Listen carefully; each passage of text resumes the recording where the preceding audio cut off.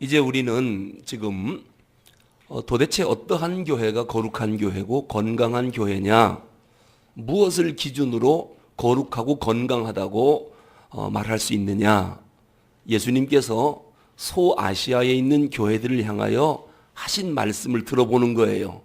너희들 이거 진짜 칭찬받을 만하다. 그것은 우리가 극대화시켜야 돼요. 그래야 칭찬받지요. 하지만 칭찬만 받은 게 아니라 책망도 받았어요. 그런데 너희들 이런 짓 하면 안 되지. 그럼 우리는 그런 짓은 안 하면 됩니다. 그러면 정말 건강하고 거룩한 교회, 주님이 오셨을 때 우리 둘의 교회, 정말 칭찬만 하는 그러한 교회가 될 줄로 믿습니다. 오늘은 두 번째 시간으로 4대 교회에 주시는 교훈을 들으면서 건강하고 거룩한 교회의 표상을 삼으려고 합니다. 우리가 성경에 보면 우리 기독교의 특징 가운데 하나를 무엇으로 말하느냐 하면 교회는 항상 깨어 있어야 한다. 교회는 깨어 있는 성도들로 가득 차야 한다. 그래서 기독교를 깨어 있는 종교라고 계속 강조하고 있습니다. 다윗은 그래서 시편 57편 8절에서 사울 왕에게 계속 쫓기면서도 뭐라고 이야기하느냐? 내가 새벽을 깨우리로다. 아마 다윗이 새벽에 일어나 하나님 앞에 자기 마음을 토로하면서 응답을 받고 길을 인도함을 받았던 것 같아요. 그래서 새벽에 주님을 만난 그 감격 때문에 내가 평생 새벽을 깨우겠습니다. 그렇게 하나님 앞에 다짐을 합니다.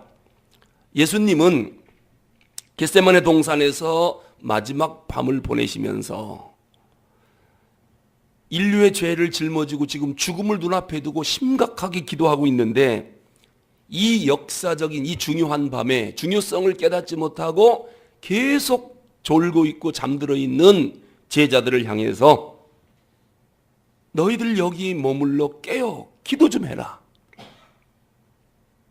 다시 내려오셔서 좀 깨어서 기도할 수 없느냐? 결국 예수님은 기도하여 십자가로 승리하셨고 잠들었던 제자들은 전부 실패했습니다. 큰 소리 치던 베드로도 예수님을 부인했고 깨어있지 못해서 그렇습니다. 사도 바울은 세속화가 급물살처럼 밀려오는 이러한 시대를 살고 있는 로마교회 성도들에게 뭐라고 말합니까? 너희가 이 시기를 알거니와 지금은 자다가 깰 때로다. 로마서 13장 11절에서 말씀합니다. 지금은 잠잘 때가 아니랍니다. 깨어있을 때랍니다. 골로새 교회를 향해서도 뭐라고 편지합니까? 골로새서 4장 2절에 보니까 깨어라. 기도함으로, 기도에 감사함으로 깨어있어라. 쉬지 말고 기도하면서 항상 깨어있으라고 골로새 교회에게 권면을 합니다. 이제 오늘 사도 요한이 반모섬에서 정말 영적으로 깨어있기를 바라는 그러한 한 교회가 있었습니다. 그 교회가 어떤 교회냐면 사대교회입니다. 자, 그렇다면 주님께서 깨어있기를 그토록 바란 교회가 사대교회라면 사대교회는 깨어 있었을까요? 잠들어 있었을까요? 잠들어 있었겠죠. 그러면은 잠들어 있었으면 칭찬받을 게 많을까요? 책망받을 게 많을까요? 책망이 많겠지. 왜? 기도하지 않으면 사탄이 교회를 그냥 두지 않고 교인들이 다 무너지거든요. 그래서 사대교회는 유독 책망만 많은 교회예요. 왜 책망을 많이 받았을까요? 잠들었으니까요. 원래 사대라고 하는 지역은 리디아 왕국이 거기에 사대 지역에 터를 잡고 옛날에 리디아 왕국을 건립을 하고 있었는데 페르시아 왕이 이 사대 지역인 리디아 왕국을 점령하려고 전쟁을 일으켜 쳐들어왔었습니다. 그런데 거기가 난공불락의 요새거든요. 페르시아 군대들이 아무리 쳐들어 올라가려고 해도 이 기암절벽이라 올라갈 수가 없는 겁니다. 2주가 지나가도 꼼짝 못하고 있는 거예요. 리디아 왕이 무슨 생각을 했느냐? 우리 사대 지역은 아무도 쳐들어오지 못한다. 천연의 요새다. 그래서 군인들에게 뭐라 그랬느냐? 너무 염려하지 말고 저녁에는 푹 쉬어라. 적군이 못 올라온다. 그래서 저녁에는 전쟁하는 군인들이 깊이 잠자고 아침에 일어나고 그랬습니다. 그런데 이 남쪽에 아주 기암 절벽에 거기가 워낙에 절벽이기 때문에 여기는 군대들이 못 올라온다 생각해서 거기는 보초병을 안 세웠었습니다. 그런데 어떤 군인이 지나가다가 철문을 떨어뜨렸어요. 떼굴떼굴 둥그러오는 걸 보고 페르시아 군대가 보니까 여기는 보초병이 없는 거예요. 그래서 페르시아 왕이 이쪽으로 진격을 한다. 그래서 그날 밤 모두가 잠들어 있는 리디아 군대가 잠들어 있을 때 그 난공불락 남쪽 그 요새를 타고 올라가서 리디아 왕국을 점령을 했습니다. 왜 망했습니까? 잠들어 있었습니다. 보초병 하나라도 깨어 있었으면은 리디아 왕국은 망하지 않았을 것입니다. 그런 역사적인 배경을 갖고 있는 사대 지역에 예수님께서 뭐라고 책망하느냐? 옛날 리디아 왕국 때도 잠들어서 망하더니 어쩌면 지금도 또 잠들어 있느냐는 거예요. 깨어 있어라. 깨어 있어라. 지금 주님께서 책망을 하는 것입니다. 오늘 이 사대 교회에서 우리가 꼭 본받아야 할 것, 교회와 성도가 깨어 있어야 한다라고 하는 것입니다. 깨어 있어야 한다. 자, 그러면 이 사대 교회를 향하여 메시지를 보내는 주님의 모습이 어떠한 모습인가 한번 보겠습니다. 1절 읽어보겠습니다. 시작. 사대 교회의 사자에게 편지하라. 하나님의 7 영과 7 별을 가지시니가 이르시되 됐습니다. 자, 하나님의 7 영과 7 별을 가지시니 이분이 예수님입니다. 여러분 7 별은 우리가 계시록 1장 20절에서 에베소 교회에 권면을 줄 때 7 별은 무엇을 상징하는지 말씀을 드린 바가 있습니다. 7 별은 7 교회의 지도자들을 의미합니다. 그런데 그 7 별과 7 영과 7 별, 7 영이라고 하는 것은 지금 누구를 의미합니까? 교회의 진정한 주인이신 예수님께서 성령으로 교회의 지도자들을 붙잡고 있다라고 하는 것입니다. 그러니까 교회의 운명은 인간적인 지도자를 세워서 하나님이 이끌어 가시는 게 아니라 주님 자신에 의해서 지도자들이 성령님의 인도를 받아 교회를 이끌어가는 것이다. 그렇게 말씀하는 것입니다. 그런데 오늘 이 사대교회는 어떠한 교회보다도 주님께서 도대체 지도자를 세워놨는데 지도자마저도 잠들고 있는 것입니다. 그래서 어떤 7개 교회보다도 주님의 간섭이 가장 필요했던 교회예요. 왜? 모두가 잠들어 있으니까요. 여러분, 교회에 영적인 지도자가 성령 충만하지 않고 성령님과 동행하지 않고 자기 생각대로 목회하면 교회는 그냥 무너져 버립니다. 주님의 가장 가슴 아픈 교회가 됩니다. 어제 말씀드렸듯이 사대는 두아디라 교회에서 남쪽으로 약 48km 정도 떨어졌고 사대 교회의 맞은편에는 그 책망만 받았던 라오디게아 교회가 거기 있습니다. 아까 말씀드렸듯이 리디아 왕국의 수도가 원래 사대거든요. 거기에는 최초로 금과 은으로 만든 그러한 화폐를 만들었던 도시입니다. 그리고 무역 중심지 상업 도시입니다. 그 도시 중앙에는 78개의 돌기둥으로 이루어진 거대한 아르테미스 신전을 놓고 온 사람들이 그 신을 우상을 숭배하는 그런 도시였습니다. 그래서 날마다 잔치, 오락, 축제, 쾌락, 사치 이것이 사대라고 하는 도시 안에 이 수도 안에 가득 찼었습니다. 최초로 금과 은으로 화폐를 만든 도시니까 경제 중심지가 아니겠습니까? 이게 사대 지역으로 돈이 막 몰려드는 겁니다.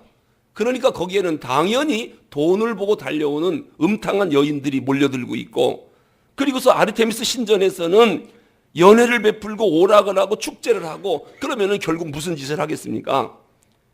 이러한 도시 분위기에서 사대교회가 정신을 바짝 차리고 깨어서 그 지역, 그 시대를 이끌어가야 하는데 성도들도 세속화에 물들어갔고 오직 복음 외치다가 언제부턴가 아니야 그래도 돈이 있어야 돼. 돈이 있어야 돼.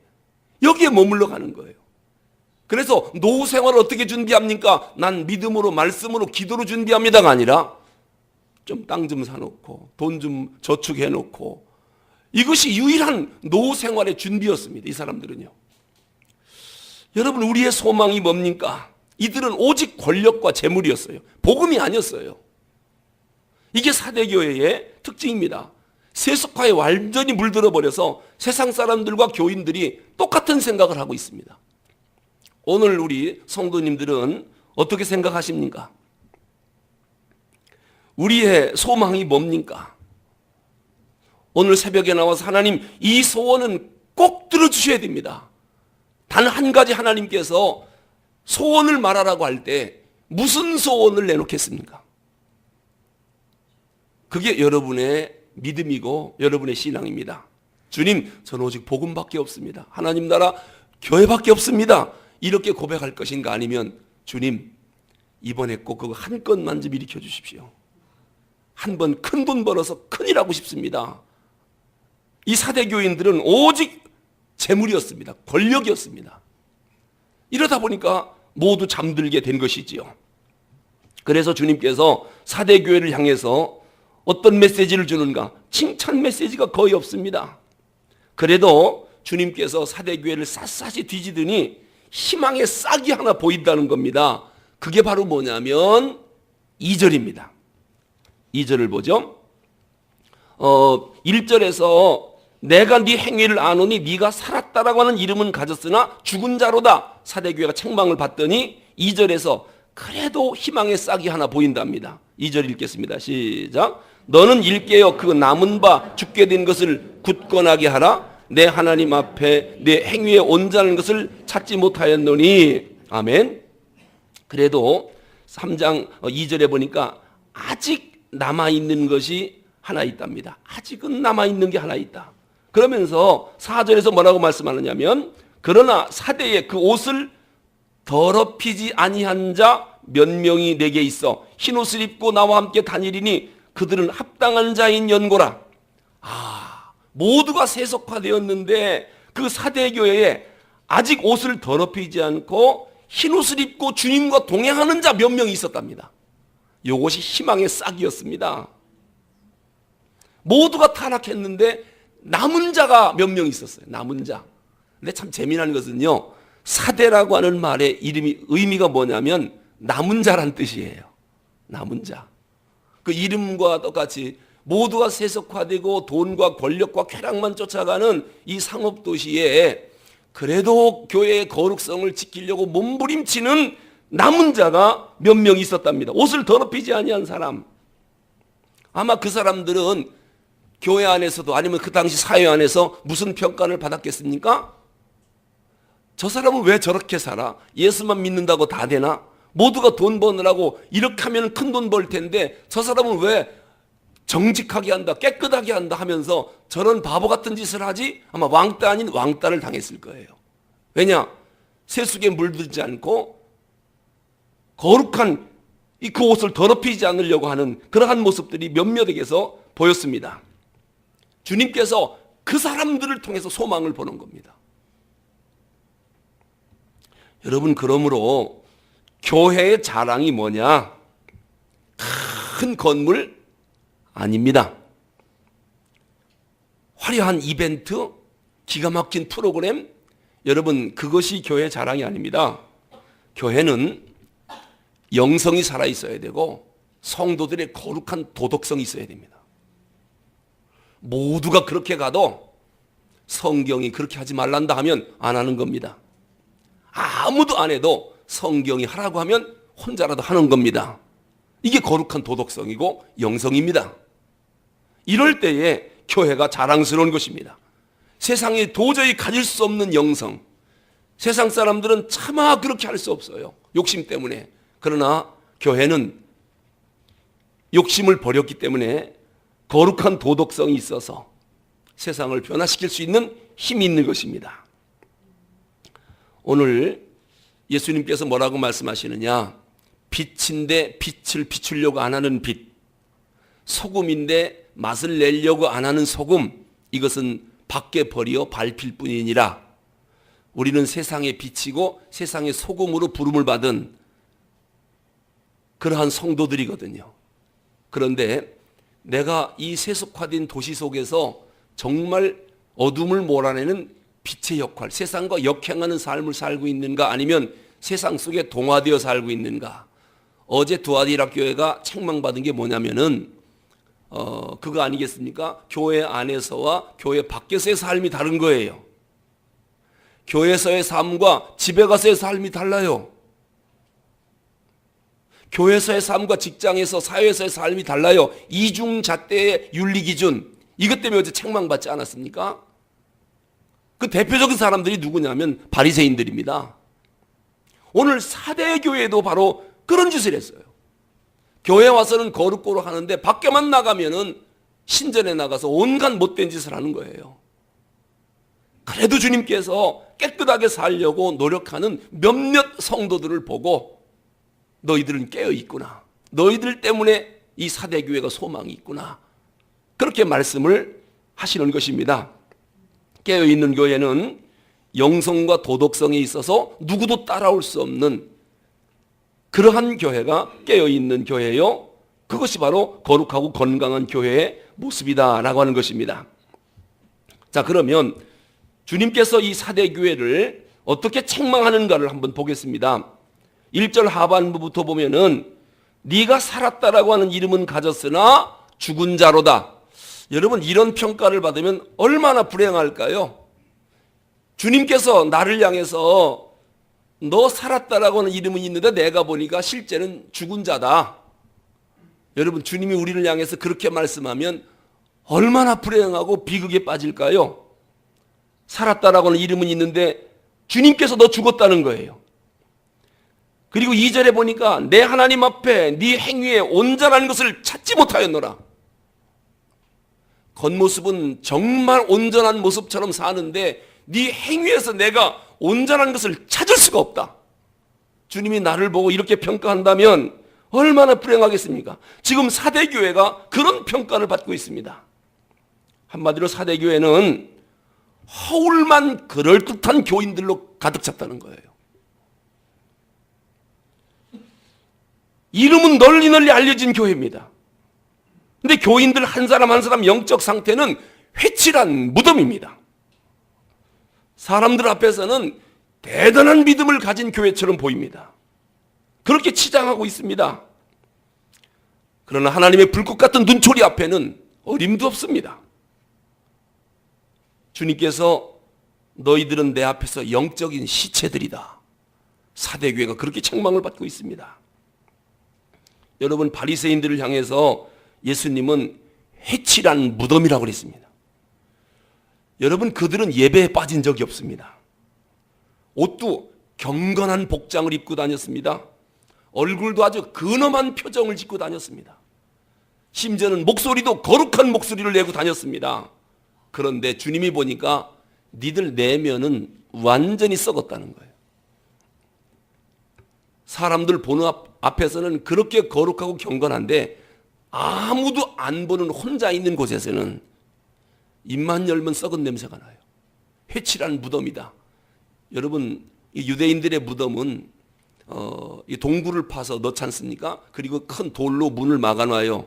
그런데 그냥 놔두면 돌틈으로 썩은 냄새가 밖으로 나오기 때문에 하얀색 회로 이렇게 세면처럼 다 발라놓습니다. 그리고 여기가 무덤이 있는 곳은 좀 무섭잖아요. 그래서 흰색으로 발라놓기 때문에 그렇게 어두컴컴하거나 겉에서 볼 때 아주 깨끗하게 보이기 때문에 두려움이 좀 없어지지요. 그런데 그 무덤에서 조금이라도 금이 가면, 무덤이 열리면 무슨 냄새가 나오겠습니까?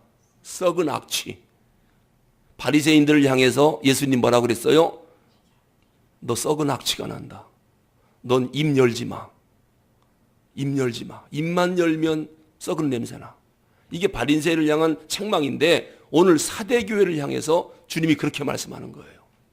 너희들 겉모습은 진짜 대단했지. 내가 속을 보니까 다 썩었다. 이런 평가를 받고 있습니다. 모두가 종교적인 위선자들, 외식자들로 가득 차 있는 것입니다. 겉으로 드러나는 종교적 활동은 대단하게 보여요. 그런데 바리새인들처럼 그런 짓을 하고 있는 것입니다. 사대교회 교인들이 대부분 그랬습니다. 주님께서 오늘 우리를 보면서 오늘 사대교회의 모습을 발견한다라고 말씀한다면 이제 우리 어떻게 해야 될까요? 이 사대교회를 통해서 우리가 발견해야 할 건강한 교회의 비전이 뭡니까? 다른 거 아닙니다. 사대교회가 이렇게 된 것은 모두 잠들었기 때문입니다. 기도하지 않아서 그런 겁니다. 하여튼 기도하지 않으면 입에서 냄새 나니까요. 기도 많이 하는 사람은 결코 입에서 냄새 나는 짓을 안 합니다. 썩은 냄새 안 납니다. 그래서 오늘 주님께서 모든 원인이 잠들었기 때문이기 때문에 깨어라, 깨어라. 깨어있는 성도, 깨어있는 교회가 되라. 그래야 살아난다. 주님께서 지금 권면하고 있습니다. 오늘 21세기 우리 두레교회가 1세기에 있는 사대교회에게 꼭 배워야 할 것, 건강한 교회는 깨어있는 교회, 깨어있는 성도들로 가득한 교회다 라고 하는 것입니다. 오늘 2절에 보니까 내 행위에 온전한 것을 찾지 못하였노니, 여기서 온전한 것이라고 하는 게 무슨 뜻이냐면 충만하다 그런 뜻이에요. 네 행위에서 성령 충만한 것을 발견하지 못했다는 거예요. 사대교회 성도들에게 영성과 도덕성으로 충만한 사람이 도대체 교회 안에 왜 이렇게 없느냐, 지금 책망하고 있는 것입니다. 자, 그러면 우리가 어떻게 해야 깨어있는 성도로 살아갈 수 있을까? 주님이 오셨을 때 칭찬받는 교회, 칭찬받는 성도가 될 수 있을까? 3절에 나옵니다. 우리 3절 읽어보겠습니다. 시작. 그러므로 네가 어떻게 받았으며 어떻게 들었는지 생각하고 지켜 회개하라. 만일 일 깨지 아니하면 내가 도둑같이 이르리니 어느 때에 내게 이를지 네가 알지 못하리라. 아멘. 첫 번째, 생각하고. 동사가 3개 나와요. 생각하고 지키라, 지켜. 세 번째, 회개하라. 이 3가지입니다. 어떻게 우리가 깨어있는 성도로 살아갈 수 있을까? 제발 좀 생각 좀 해봐라. 네가 어떻게 받았고 어떻게 들었는지, 이 복음을 어떻게 받았느냐, 이 복음을 어떻게 들었느냐, 너희들 매주마다 설교를 얼마나 많이 듣느냐, 좀 생각 좀 해라. 그리고 좀 지켜라. 그리고 회개하라. 만일 일 깨지 아니하면 주님께서 도적같이 이르리니 어느 시에 내게 임할는지 네가 알지 못할 거다. 내가 도적같이 올 거다. 주님이 도적같이 오면 생각지 않고 지키지 않고 회개하지 않고 깨어있지 않고 잠들어 있었다면 어떤 일이 발생할까요? 생각하라, 지키라, 회개하라. 이 말은 제발 좀 생각하고 깨어서 자기를 거룩하고 경건하게 지키라는 말씀입니다. 세속에 따라 흘러가지 말라는 것입니다. 오늘 우리 교회가 사대교회를 통해서 꼭 본받아야 할 것, 깊이 생각하고 제발 주님의 말씀을 좀 지켜야 되겠다. 그리고 잘못된 것은 회개해야 되겠다. 이래야 썩은 냄새가 우리에게서 안 납니다. 겉모습과 속모습이 똑같을 수 있습니다. 그래도 사대교회에 주님께서 기대를 건 것은 그래도 깨끗하게 옷에 더러움을 묻히지 않은 성도가 몇 명 있었는데 그 사람들에게 기대를 갖고 있는 것입니다. 이 조지 바나라고 하는 사람이요, 주전자 속의 개구리라고 하는 조그만 글을 썼는데 그 글에 여러분 아시지요? 개구리를 잡아다가 주전자에 넣고 밑에다가 불을 붙입니다. 원래 뜨거운 물에 집어넣으면 팔딱 하고 뛰어나간답니다. 그런데 찬물에서 넣고 밑에서 서서 열을 가하면 물이 따뜻해지잖아요. 개구리가 좋아가지고 몸을 쫙 하면서 사우나 하듯이 말이죠. 그러고 있다가 기분 좋게 죽는답니다. 자기 지금 어디 빠져 있는지도 모르고 기분 좋게 죽는다. 이 주전자 속에 개구리 조지 바나가 무엇을 비판하며 현대 교회를 비판하면서 그 글을 쓴 거예요. 현대 교회 성도들이 세속에 물들어서 자기가 지금 죽어가는지도 모르고 기분 좋게 나중에 눈 떠보니까 죽었더라는 거예요. 세속에 푹 빠져가지고. 그러니까 악한 마귀가 우리를 시험하고 넘어뜨리는 것은 첫 번째 증상이 뭐냐면 기도하기가 싫어져요. 자꾸 잠자고 싶어요. 그래서 뭘 자꾸 특세를 하고 나오라 들어가라 기도해라 뭔 중보기도를 자꾸 만들어서 한다 안 한다 기도 제목 내라 뭐 자꾸 이런 얘기를 하는가. 우리가 필요하면 알아서 할 텐데 이런 마음 듭니까? 큰일 났습니다. 그런 생각이 혹시 들거든. 뭐 새벽 기도까지 나갈 필요가 뭐가 있나. 내일이면 또 일찍 나가서 하루 종일 일해야 되는데 좀 저녁엔 푹 쉬어야 건강하게 사회활동하는 거 아닌가. 이런 생각이 들어서 기도는 그저 할 일 없는 사람, 그저 집 지키는 권사님들이 하는 거지. 근데 권사님들도 잘 안 나오더라. 아무 일도 안 하면서 이게 자기도 모르게 주전자 속에서 개구리가 죽는지도 모르고 그 새 속에 묻혀서 죽어가고 있는 모습입니다. 기분 좋게 서서히 죽어가고 있는데 오늘 교회의 모습이 그런 모습이라고 조지 바나가 현대교회 영성을 비판한 적이 있습니다. 이제 오늘 우리가 하나님 앞에 기도할 것은 주님이 우리에게 바라는 게 있습니다. 너희들 깨어서 기도해야 사대교회처럼 썩은 냄새가 안 난다. 사대교회가 원래 리디아 왕국이 잠들어 있다가 페르시아 왕한테 점령당하고 망한 역사가 있지 않느냐. 그런데 사대교회가 지금 또 잠들고 있느냐. 그러니까 니들은 입만 열면 썩은 냄새가 나지. 그래서 주님께서 크게 책망하면서 깨어라 깨어라 깨어라. 만약에 끝까지 안 깨면 내가 도적같이 와서 잠들어 있는데 도적이 오면 어떻게 합니까? 다 훔쳐가지요. 이런 비극이 교회 안에 있지 않도록 온 성도가 깨어있는 교회를 꼭 만들 수 있기를 바랍니다. 기도하겠습니다.